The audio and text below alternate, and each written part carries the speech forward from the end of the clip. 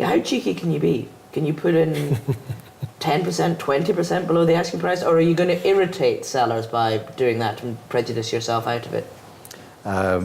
Sorry to hark back to 2009, but yes, you could put in 20% below there.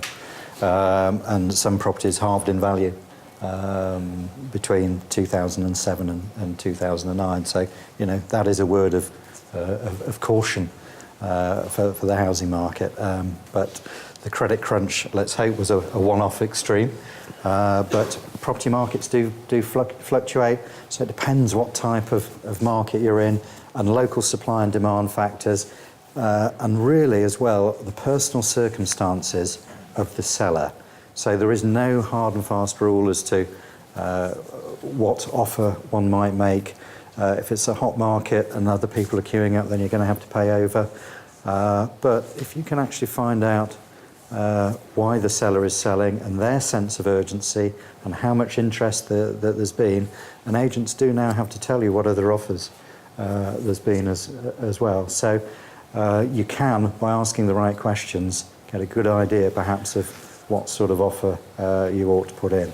You can start low and work up, but you can ruin your credibility if you are too cheeky and start too low and you don't get treated seriously. And I think you've got to look at what you can afford and how much you want the property as well. I mean, I know people who will just look at it and say, I really want it, it's going to push us a little bit, but we're just going to offer the asking price. You know, we're serious, we really want the place. Yeah. And then a lot of the time you'll get a seller who'll say, right, they've met the asking price, fantastic, let's just get on with it, you know. And it puts you ahead of the game. And that's it's only a moral obligation of a seller, because obviously they have no obligation to accept any price. But if they've asked a price and you've offered it, then it's a strong, should be a deal. It's really a strong obligation for the seller to actually perhaps take the property off the market. And we say, we've offered you what you want, please take the property off the market. We're financially fit. The property is ours. The best properties to buy are ones that sellers haven't prepared for sale. A lot of sellers do prepare a property for sale, but if you can actually buy a property that's smelly, disgusting, a tip, and there are actually a good number around, a lot of people will be put off by dirt. They can't see the potential of a property. So we've talked about fairly major building works, but actually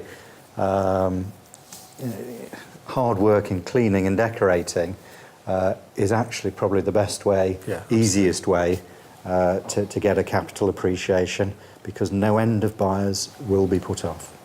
The other thing you can do as well, just I know I've talked about uses a little bit, is and I know I'm stepping outside residential a little bit, but you may or may not know that the government have just changed planning legislation so that if you buy a B1 office building, you can get that converted to residential without planning permission, which is quite a biggie actually. So in certain areas of towns and cities where there's been a huge, if you like, drop of employment in businesses and they've been going bust and spaces have become available, you can go in and take a B1 building and make it into residential like that without planning. We've just done that in a building that we bought.